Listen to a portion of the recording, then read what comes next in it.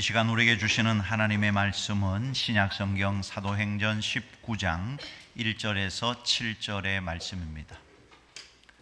사도행전 19장 1절에서 7절의 말씀을 한 절씩 교독으로 봉독하시겠습니다. 아볼로가 고린도에 있을 때에 바울이 윗지방으로 다녀 에베소에 와서 어떤 제자들을 만나 이르되 너희가 믿을 때에 성령을 받았느냐? 이르되 아니라 우리는 성령이 계심도 듣지 못하였노라. 바울이 이르되 그러면 너희가 무슨 세례를 받았느냐? 대답하되 요한의 세례니라.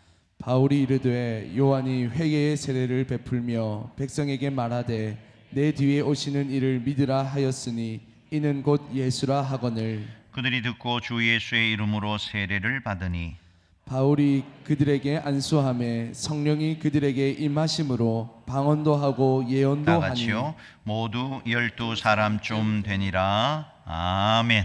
할렐루야. 오늘도 주님 앞에 나온 우리 모든 성도들에게 하나님의 풍성한 은혜가 함께하기를 주님의 이름으로 축원합니다. 우리 옆에 인사하겠습니다. 내 옆에 앉아주셔서 감사합니다. 하나님은 당신을 사랑하십니다. 감사합니다. 오늘 주신 본문 말씀을 가지고 너희가 믿을 때에 성령을 받았느냐, 이런 제목으로 함께 은혜를 받고자 합니다. 예수를 믿는 사람 가운데는 두 종류가 있는 것 같습니다. 습관적으로, 형식적으로, 전통적으로 그냥 예수를 믿는 사람이 있고, 또 한 부류는 예수님을 만난 사람이 있다 하는 것입니다. 예수님을 믿는 것과 예수님을 만난다는 것은 굉장히 다르다 하는 것이에요. 정말 우리는 예수님을 만나야 합니다. 예수님을 눈으로도 보고 귀로도 듣고 우리의 마음으로도 깨닫고 정말 예수님을 체험적으로 경험적으로 만나고 살아가야 한다 하는 것입니다. 예수 믿는 것과 예수를 만나는 것 차이가 커요. 어떤 사람을 보면 정말 예수 믿는 게 너무나 감동적이고 생기가 있고 의욕적이고 긍정적이고 창조적이고 아주 만사의 기쁨이 충만합니다. 그러나 또 어떤 사람은 교회도 열심히 다니고 기도도 열심히 하고 예배도 열심히 드리는 것 같은데 아무 생동감이 없어요. 기대도 없고 그냥 평범합니다. 교회에 계속 와요. 찬송도 불러요. 그런데 삶에 아무런 일도 일어나지 않아요. 왜 이런 차이가 있을까? 오늘 본문 사도행전 19장에서 그 해답을 우리에게 주고 있다는 것입니다. 오늘 본문에 보면 에베소에서 일어난 성령의 역사를 기록하고 있는데, 사도 바울이 에베소에 갔더니 벌써 그곳에는 제자들이 있었단 말입니다. 그 제자들에게 너희가 믿을 때에 성령을 받았느냐 물어요. 그러니까 우리는 성령이 있음도 알지 못한다, 못 들었다는 것입니다. 그래서 바울이 예수님에 대해서, 성령님에 대해서 다시 알려주고 세례를 베풀고 안수를 하는데 성령이 그들에게 임합니다. 방언도 하고 예언도 하게 된 거예요. 그 성령 받은 사람들이 12사람쯤 되었다고 오늘 성령이 기록합니다. 자, 그런데 여러분 보세요. 이 성령 받은 사람이 예수를 안 믿는 사람이 아니었고 이미 예수를 믿는 사람들이었어요. 오늘 본문 1절에 보면 제자라고까지 표현하고 있습니다. 복음서에 보면 예수님의 공생의 기간 동안에는 예수님의 12제자가 제자로 나와요. 그런데 사도 시대로 들어오게 되면 예수님의 12제자는 사도가 되고 이제 제자라고 하면 일반 성도를 지칭하는 말로 바꾸어지게 된 것입니다. 에베소에서 바울이 이미 예수를 믿었지만 오늘 그들에게 예수님에 대하여, 성령님에 대하여 말하고 세례를 베풀고 안수할 때 성령을 받게 됩니다. 그들에게 드렸던 질문, 너희가 믿을 때에 성령을 받았느냐? 이 질문은 굉장히 중요한 질문입니다. 또 이것은 신학적으로도 굉장히 민감한 문제일 수가 있어요. 어떤 교단에서는 믿는 것과 성령을 받는 것은 다르다고 보는 것입니다. 믿음을 갖는 것하고 성령을 받는 것은 다른 역사라고 봅니다. 그런데 또 어떤 교단에서는 믿는 것이 성령을 받은 것이다. 이런 주장을 하는 사람들의 근거 구절은 고린도전서 12장 3절입니다. 우리 같이 읽어볼까요? 그러므로 내가 너희에게 알리노니 하나님의 영으로 말하는 자는 누구든지 예수를 저주할 자라 하지 아니하고 또 성령으로 아니하고는 누구든지 예수를 주시라 할 수 없느니라. 성령으로 아니하고는 예수를 주시라 할 수 없다. 그러니까 예수를 주로 고백하는 사람은 이미 성령 받은 사람이다. 자, 그러면 예수를 믿는 것과 성령 받는 것이 다르다는 견해와 예수 믿는 것은 이미 성령 받았다라는 이 견해가 어느 것이 더 성경적인가 하는 것입니다. 결론부터 말하자면 두 견해 모두 성경적입니다. 두 개의 주장은 한쪽이 옳고 한쪽이 그른 것이 아니고 상호 보완적입니다. 믿음과 행함이 같이 가는 것처럼 이 둘은 언제나 함께 가고 있다 하는 것입니다. 특히 오늘 본문은 예수를 믿는 것과 성령을 받는 것은 다른 차원이라는 것을 우리에게 보여주어요. 오늘 본문에 나오는 에베소 교인들은 이미 제자들이었습니다. 예수를 믿고 예수를 따르고 예수님의 삶의 방식을 따라가는 제자들이었지만 성령은 받지 못한 상태였다는 겁니다. 로마서 8장 9절입니다. 우리 같이 한번 읽어볼까요? 만일 너희 속에 하나님의 영이 거하시면 너희가 육신에 있지 아니하고 영에 있나니 누구든지 그리스도의 영이 없으면 그리스도의 사람이 아니라. 우리가 예수 믿은 지 몇십 년이 되고 장로, 권사, 집사, 교사, 셀리더가 되었다 하더라도 마음에 성령이 내주하지 아니하시면 진정한 그리스도인이라고 말할 수 없다는 것입니다. 오늘 본문에 나오는 이 아볼로라는 사람은 굉장히 똑똑한 사람입니다. 학문에 능한 사람이고 일찍부터 주의 도를 배워서 주님을 가르치는 그런 사람입니다. 그런데 이 아볼로가 보니까 다 아는 것 같은데 뭔가 잘 모르는 사람, 다 있는 것 같은데 뭔가 빠져있는 그런 부류의 사람이었다는 겁니다. 그래서 아굴라, 브리스길라 부부가 조용히 데려다가 예수에 관한 복음, 성령에 관한 복음의 이야기를 알려준 것입니다. 자, 이 에베소 교회는 초대교회 가운데서도 가장 왕성한 교회였어요. 바울은 항상 이 에베소에서 복음 전하기를 즐겨했고 에베소를 선교의 센터로 삼고 열방을 향해서 복음을 전하고자 하는 마음을 품고 있었던 것입니다. 왜냐하면 이 에베소, 지금도 터키 지역을 성지 순례를 가보면 굉장히 큰 도시입니다. 이 에베소는 소아시아와 그 당시 항구를 연결하는 교통의 중심지, 상업과 종교의 중심지. 지금도 터키에 가보면 이 에베소 지역의 유적은 어마어마한 유적이 남아있는 것을 볼 수가 있어요. 그곳에는 세계 7대 신전 중에 하나인 아데미 신전이 있습니다. 그러니까 세계 각국에서 우상 숭배자들이 모여오는 곳이 에베소였어요. 또 거기에는 특별히 마술사들이 많은 도시였습니다. 마술사가 많다는 것은 악한 영의 지배를 받고 있는 곳이었다는 의미인 것입니다. 세 번째로 거기에는 지금도 그곳이 남아있는데 어마어마한 연극장이 남아있습니다. 원형극장이 있어요. 이 말은 사람들이 향락에 빠져 있었다 하는 것입니다. 그러니까 에베소라는 지역은 이방 신에게, 악한 영에게 사로잡혀 있었던 지역, 그 지역에 복음이 들어간다는 것이 얼마나 어려웠겠냐 하는 것입니다. 자, 그런데 바울이 아볼로에 있는 에베소에 도착해 보니까 이미 예수 믿는 사람들이 있는 것입니다. 1절과 2절을 같이 한번 읽어보겠습니다. 아볼로가 고린도에 있을 때에 바울이 윗지방으로 다녀 에베소에 와서 어떤 제자들을 만나 이르되 너희가 믿을 때에 성령을 받았느냐? 이르되 아니라 우리는 성령이 계심도 듣지 못하였노라. 여기 바울이 질문합니다. 너희가 믿을 때에 성령을 받았느냐? 이거는 굉장히 중요한 질문입니다. 오늘 우리에게도 하나님이 주시는 중요한 질문입니다. 너희가 예수 믿는 것 알겠는데 성령을 받았느냐 물어보시는 것이에요. 성령을 받았다는 것이 왜 그렇게 중요한가? 우리가 성령 세례와 성령 충만을 받지 못하고 능력을 얻지 못하면 기독교는 하나의 이론에 불과하기 때문에 그런 것입니다. 예수님이 승천하시면서 이런 말씀을 하셨어요. 누가복음 24장 49절입니다. 같이 읽어요.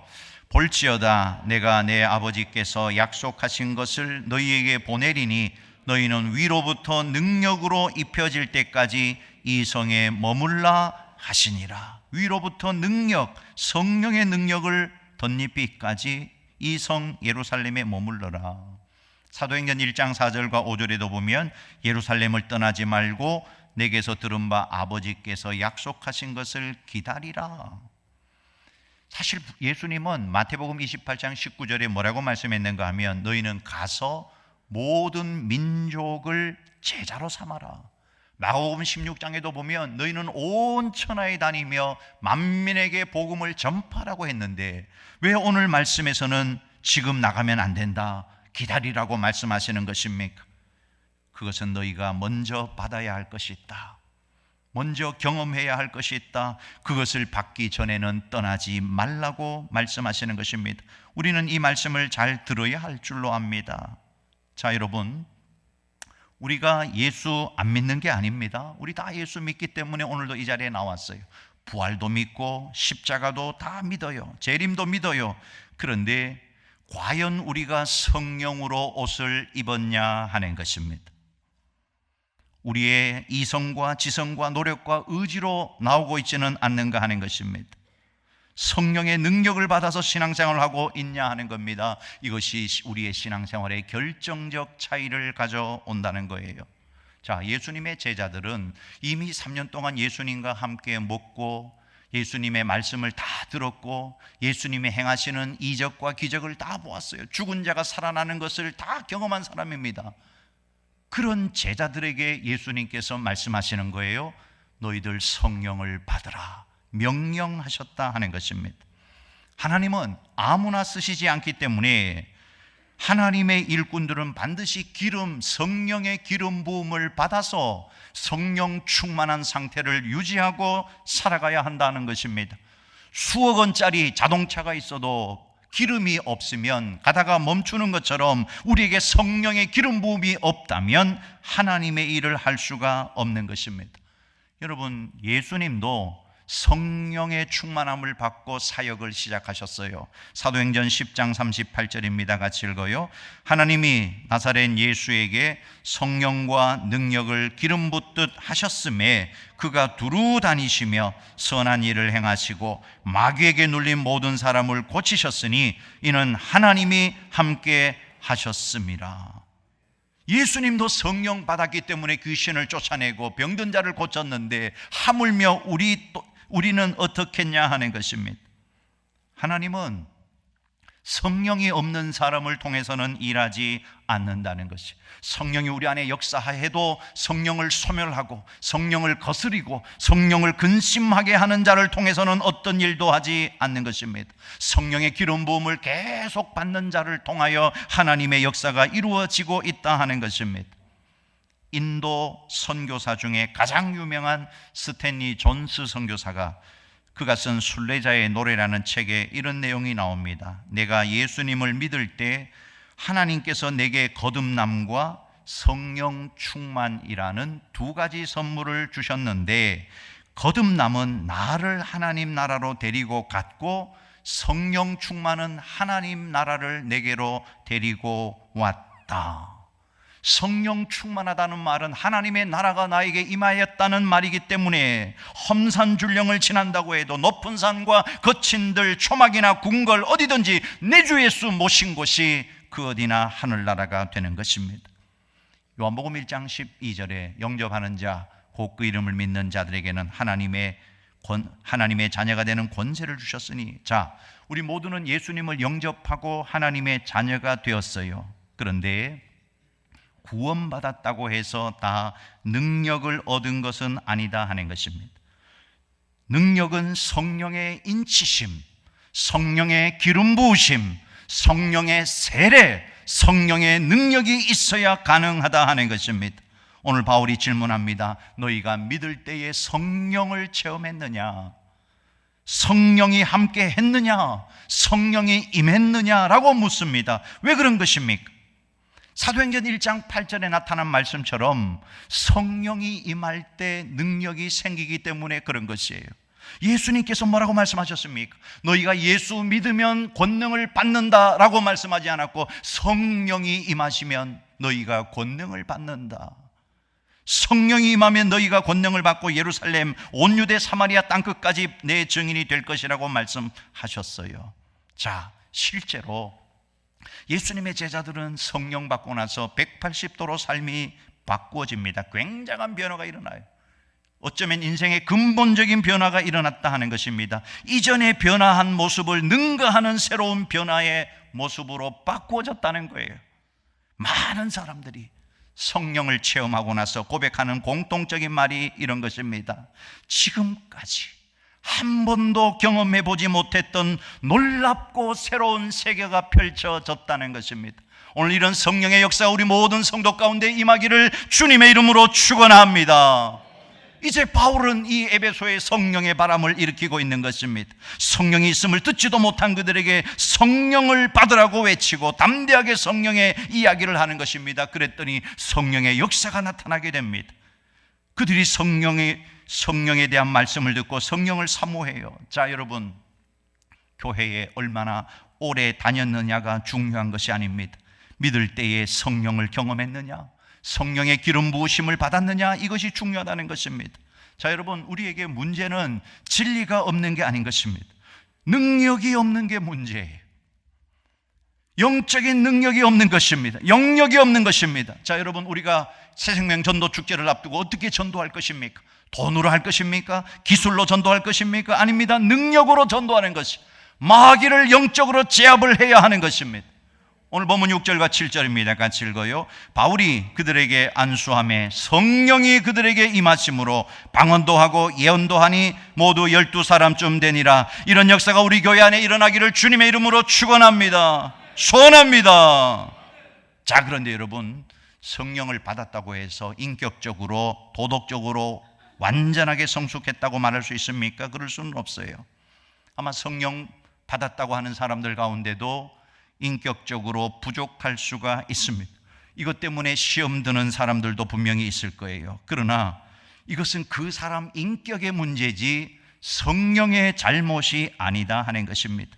우리는 성령님을 다시 사모해야 해요. 오늘 말씀 듣는 가운데 성령의 임재를 경험할 수 있게 되기를 간절히 소원합니다. 여러분이 큐티하는 가운데, 기도하는 가운데, 찬송하는 가운데 성령을 받겠다는 마음을 가지셔야 합니다. 사모하는 마음을 가지셔야 합니다. 그래야 성령님이 우리 안에 임하게 되는 것을 믿으시기 바랍니다. 여러분, 우리가요, 성령을 받았느냐 못 받았느냐 가장 잘 분별할 수 있는 것은 하나님의 말씀을 들을 때, 읽을 때 깨달아지고 그 말씀에 비추어 보았을 때, 아, 내가 잘못 살았구나, 회개하고 돌아섰다면 성령을 받은 것입니다. 그러나 말씀 앞에 섰어도 아무 느낌이 없다, 깨달아지는 것이 없다, 그것은 성령의 역사가 임하지 않은 것이에요. 우리가 가지고 있는 약점, 우리의 잘못된 것 말씀을 통해서 깨달아지고 회개가 일어나고 새로운 모습으로 변화가 되었다면 그것은 성령이 임한 것입니다. 여러분, 십자가를 통과한 사람은 성령의 충만함을 갈망하게 되어 있어요. 십자가를 통과한다는 게 뭡니까? 십자가는 나의 옛사람이 예수님과 함께 십자가에 죽는 것입니다. 그리고 예수님의 부활과 함께 나도 새로운 사람, 영의 사람으로 다시 태어나는 것이 예수를 믿는 것이에요. 그러니까 십자가를 경험한 사람은, 십자가를 통과하고 예수 믿는 사람은 이런 마음이 드는 것입니다. 내 옛사람이 십자가에 죽었는데 왜 내 삶의 실제 모습은 그렇지 못한가 하는 것이, 말씀과 실제의 삶이 너무나 괴리가 있기 때문에 갈급함이 있는 거예요. 하나님, 이게 도대체 뭡니까? 나는 십자가에 죽었는데 왜 내 삶의 성경의 약속대로 승리가 일어나지 않는 것입니까? 갈급함이 생기는 것이, 그래서 성령을 더 사모하게 되는 것입니다. 어느 목사님이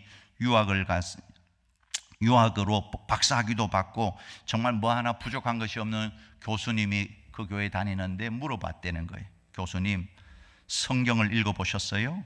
예, 2번 읽었는데 무슨 말인지 잘 모르겠어요. 읽어도 이해가 되지 않고 믿어지질 않아요. 그러나 우리 성도들 가운데 시골에 교회를 다니는, 학교도 한 번도 다녀보지 못한 할머니 성도들, 성경 읽을 줄도 몰랐는데 기도하다가 성경이 읽어지는 거예요. 어떤 할머니들은 나이가 들어서 눈이 침침해서 성경이 잘 보이지 않아요. 목사님, 성경 좀 잘 보게 눈이 밝아지도록 기도 좀 해주세요. 그래서 안수기도 했더니 눈이 밝아져서 성경을 읽을 때는 성경이 잘 보인다는 거예요. 다른 건 안 보이는데 성경은 잘 보이는 거예요. 여러분, 이런 경험을 못 하셨습니까? 우리의 믿음의 선진들, 이런 경험을 가진 수많은 믿음의 사람들이 있다는 것입니다. 그분들은 이렇게 말해요. 목사님, 성경만 읽으면 예수님이 나에게 오셔서 함께 하시는 것 같아요. 성경만 읽으면 너무 기뻐서 울지 않을 수가 없어요. 오늘 이런 놀라운 역사가 우리 가운데 있게 되기를 간절히 소원합니다. 자, 그러면 성령 충만한 삶을 살려면 어떻게 해야 되느냐? 첫 번째, 날마다 성령을 따라 행해야 한다 하는 것입니다. 날마다 성령을 따라가야만 성령 충만한 삶을 살 수 있어요. 갈라디아서 5장 16절입니다. 같이 읽어볼까요? 내가 이르노니 너희는 성령을 따라 행하라. 그리하면 육체의 욕심을 이루지 아니하리라. 자, 지금 바울이요, 육체의 욕심을 갖지 말라고 말하지 않는다는 것입니다. 모든 사람 마음속에는 육체의 욕심이 있어요. 세상 욕심이 있단 말입니다. 아마 여러분 가운데 나는 세상 욕심 하나도 없다, 그 사람은 위선자일 것입니다.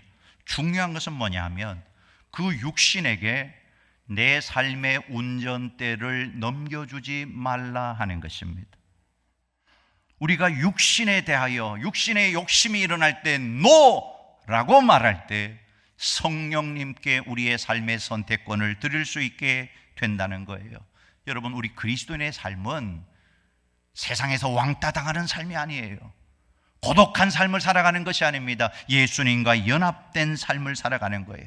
그 연합의 관계가 더 깊어져 가야 하는 것입니다. 날마다 하나님의 임재 가운데 살아가야 하는 것입니다.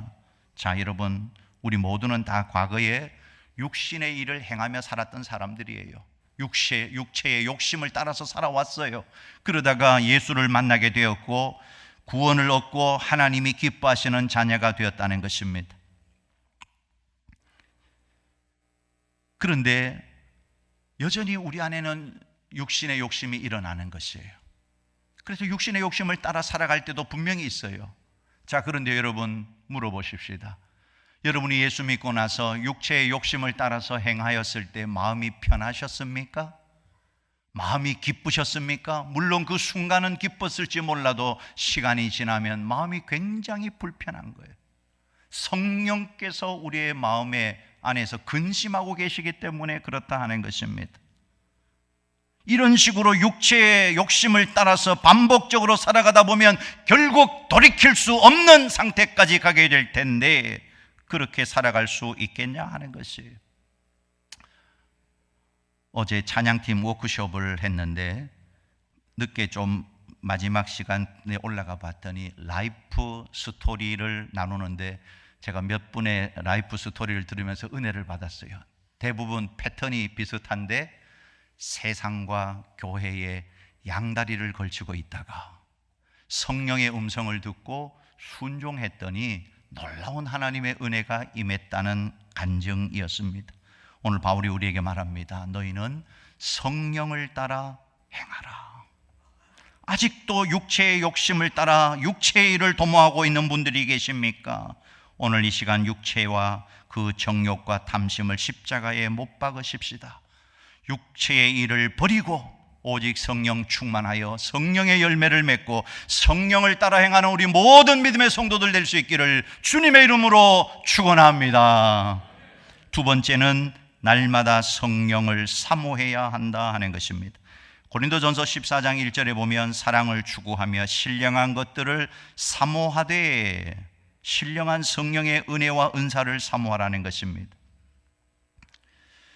우리 가운데 심각한 오해가 있어요. 어떤 분은 이런 분이 있습니다. 나는 성령을 받고 싶은데 하나님이 안 주시는데 어떡합니까? 그런데 여러분, 실제로 우리가 당연히 받아야 할 것이 있는데 못 받았다면 우리가 찾아가서 가만히 있지 않을 거예요. 뭐라도 따질 겁니다. 자, 여러분, 우리 아이들 대학교 등록금을 납부를 했는데 연락이 또 온 것입니다. 이 아이는 등록금을 내지 않아서 등록이 안 되었다. 그러면 여러분, 예 하고 또 등록금을 낼 겁니까? 따질 겁니까? 따져야지요. 등록금을 냈는데 또 내라고 하는데 가만히 있는 사람이 누가 있습니까? 여러분이 병원을 갔는데 아무 이유도 없이 당신은 우리 병원에서 진료를 받을 수 없습니다 라고 하면 예 하고 다른 병원에 갈 겁니까? 따질 겁니까? 따져야지요. 왜 병원에서 사람을 차별합니까? 진료를 거부할 권한이 병원에 없는 거예요. 마찬가지입니다. 여러분, 우리가 성령을 받지 못했다면 하나님 앞에 물어야 합니다. 하나님이 약속하지 않았냐고. 성령을 사모하고 구하는 자에게 성령을 주시겠다고 약속하지 않았냐고. 여러분, 우리 가운데 성령 충만을 간절히 사모하지를 않아요. 뭐 주시면 받고 안 주시면 말고 그러면 안 됩니다. 반드시 구해야 됩니다. 반드시 받으라고 명령을 하셨단 말입니다. 어떤 분들은 그래요. 목사님, 나는 성령 충만 체질이 아닙니다. 나는 조용하게 성경적으로 믿는 체질입니다. 여러분, 성령 충만 체질이 따로 있는 게 아니에요. 우리가 왜 성령 충만을 받아야 합니까? 성령 충만 받지 않으면 승리로운 삶을 살 수가 없어요. 세상을 이길 수가 없어요. 죄를 이길 수가 없어요. 마귀를 이길 수가 없는 것입니다. 우리 모두 다 성령으로 충만하게 되기를 간절히 소원합니다. 여러분, 하나님은요, 우리가 정말 구하는 것을 알고 계세요.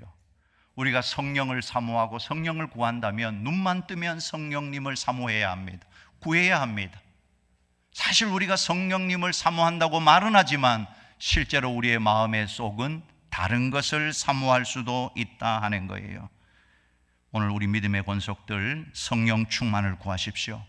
성령 충만을 더 사모해야 됩니다. 성령 충만을 구한다고 하면서 마음에 다른 것을 구하고 있지는 않냐 하는 것입니다. 진정으로 성령을 사모하고 성령을 구하는 자가 되어서 예수님 한 분만으로 만족하는 믿음의 승리자가 다 되어지기를 주님의 이름으로 축원합니다. 마지막 세 번째, 날마다 승리의 확신을 가지고 살아가야 한다 하는 것입니다. 오늘 우리는 성령이 우리 안에 계시기 때문에 반드시 승리하는 삶을 살아갈 것입니다. 스가랴서 4장 6절 말씀, 우리 교회 원래 표의 말씀인데 우리가 한번 읽어보겠습니다. 그가 내게 대답하여 이르되 여호와께서 스룹바벨에게 하신 말씀이 이러하니라. 만군의 여호와께서 말씀하시되 이는 힘으로 되지 아니하며 능력으로 되지 아니하고 오직 나의 영으로 되느니라. 나의 영으로 되느니라. 원래 표처럼 성령으로 부흥하는 교회, 성령으로 되는 교회가 될 줄로 믿습니다. 성령님은 우리의 연약함을 도와서 불가능을 가능케 하시는 분이십니다. 성령님은 지금도 우리에게 영적으로 죽은 자들이 거듭나게 하시고 돌같이 굳은 마음을 부드럽게 하시고 교회를 연합시키시고 직분자들에게 은사를 베풀어 주시고 병을 치료하시고 능력을 행하시고 낙심한 자들에게 용기를 주시고 슬픈 자를 위로하시는 하나님의 영이신 것을 믿으시기 바랍니다. 오늘 우리 교회에 성령의 새바람이 불어오기를 간절히 소원합니다. 우리가 사모하고 약속을 붙들면 성령이 임하실 줄로 믿습니다. 우리의 메마른 심령에도 성령이 임하고 우리의 황량한 이 땅에 성령의 불이 임함으로 말미암아 심령이 살고 교회가 살고 민족이 살아나는 놀라운 역사가 있기를 주님의 이름으로 축원합니다. 여러분, 은혜 받아야 돼요. 성령 받아야 봉사도 할 수가 있고 성령 받아야 교사의 사명도 감당하고 셀리더의 사명도 감당하게 되는 것입니다. 오늘 우리 모두 다 주여 우리를 성령으로 충만케 하여 주시옵소서. 성령님 환영합니다. 인정합니다. 모셔드립니다. 우리의 심령과 우리 교회 가운데 충만하게 역사해 달라고 우리 기도하고 결단하십시다. 이제 우리 새벽 기도에도 나와서 성령 충만을 위하여 기도하고 수요 기도에도 나와서 하나님 앞에 기도하고 집에서도 큐티하면서 성령을 사모해야 됩니다. 성령님 임하여 주시옵소서. 성령님 임하여 주시옵소서. 여러분, 어떻게 우리가 이 세상을 이기고 살아갈 것입니까? 힘으로도 안 돼요.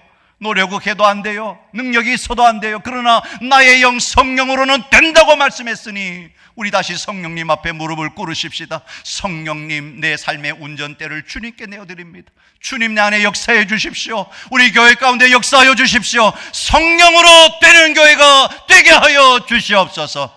이렇게 성령님을 뜨겁게 사모하는 우리 교회와 온 성도들 될 수 있기를 주님의 이름으로 축원합니다.